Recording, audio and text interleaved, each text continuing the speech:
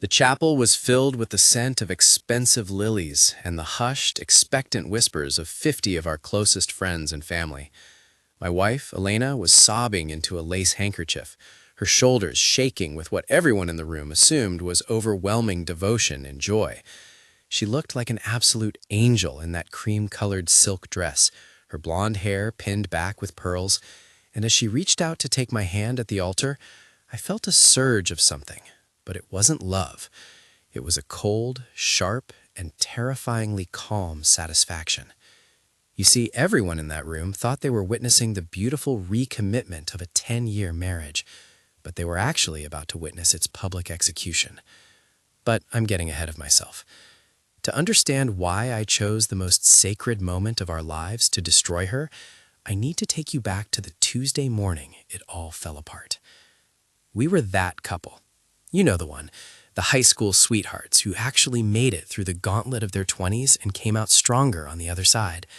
We had the bungalow in Oak Ridge with the wraparound porch, a golden retriever named Jasper who followed Elena everywhere, and a standing Friday night date at the Rusty Anchor, where we'd share a plate of oysters and talk about our future. Elena was a graphic designer, artistic and vibrant. I was the steady, reliable architect.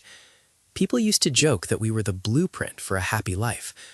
Our friends, Sarah and Mike, always said they looked to us when their own marriages got rocky. I believed them. I believed her. But then, about 6 months ago, the blueprint started to smudge. It started with her phone. Elena used to leave it lying around anywhere, face up on the kitchen island, on the nightstand, even in the bathroom while she showered. Then suddenly it was glued to her palm. She'd take it into the bathroom and lock the door for 40 minutes. She started keeping it screened down, and she changed her passcode, something we'd never felt the need to do in a decade. I told myself I was being paranoid.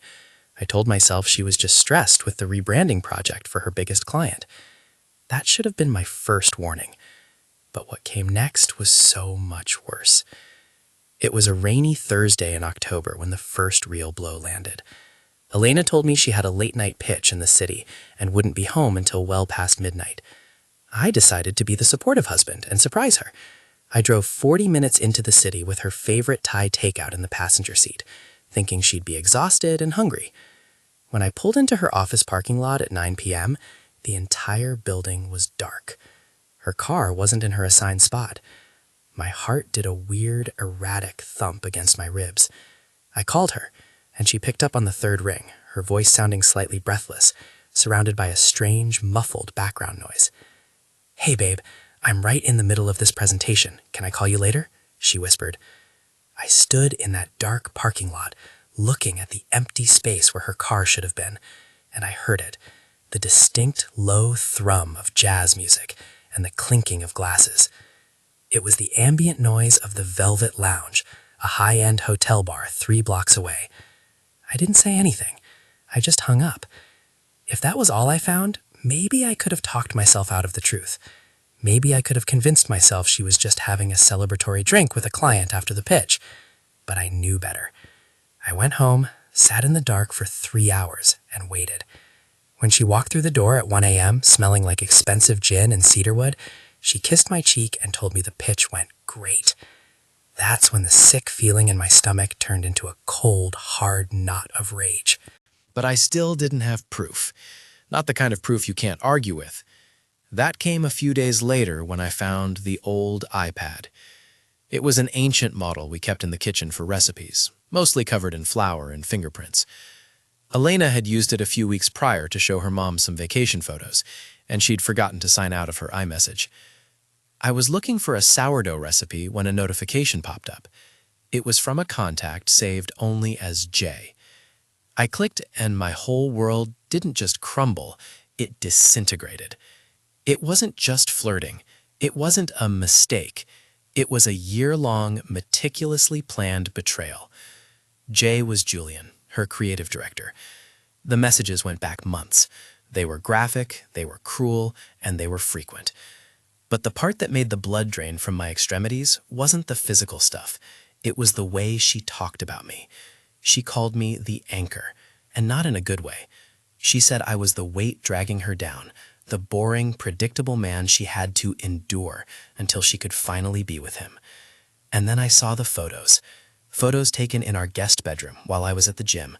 Photos of them at a cabin in the woods I didn't recognize. I sat on the kitchen floor for 2 hours, scrolling through a year of my life that had been a lie. Every I love you, every anniversary dinner, every plan for the future. It was all a performance. And that's when I realized this wasn't just a one-time thing. This was her life. I was just the background noise. I felt the room tilt, the walls closing in. But then a strange, icy clarity took over. I knew exactly what I was going to do, but I had to be patient. I had to be the best actor she'd ever seen. The most twisted part of the whole thing was that Elena was the one who suggested the vow renewal. Looking back, I realized it was her way of performing the perfect marriage to assuage her own guilt, or maybe just to keep the charade going while she figured out her exit strategy with Julian. She spent months planning it. She was obsessed with the details, the vintage lace, the artisanal catering, the hand calligraphed invitations. I watched her pick out a $5,000 dress with a smile on my face, nodding along to her choices, all while I was documenting every single interaction she had with Julian. I spent the next 3 weeks acting completely normal. I hugged her when I got home. I told her she looked beautiful. I even helped her write the guest list, knowing that every person on that list was about to see her mask slip.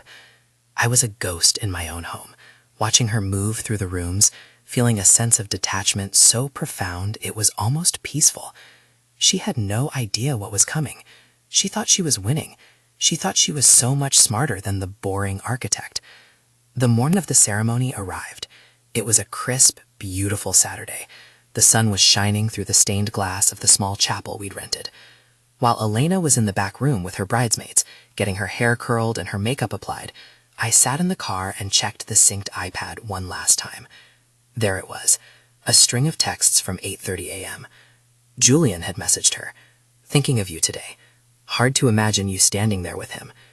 Elena replied, "I'm going through with this joke of a wedding. I'll see you at the hotel tonight after he falls asleep." I didn't cry. I didn't scream. I just took a deep breath, took out my leather-bound notebook, the one everyone thought contained my heartfelt vows, and I wrote those words down, word for word, timestamp for timestamp. Fast forward to the altar. The music was playing, some soft instrumental version of our song. Elena was standing across from me, her eyes glistening with tears.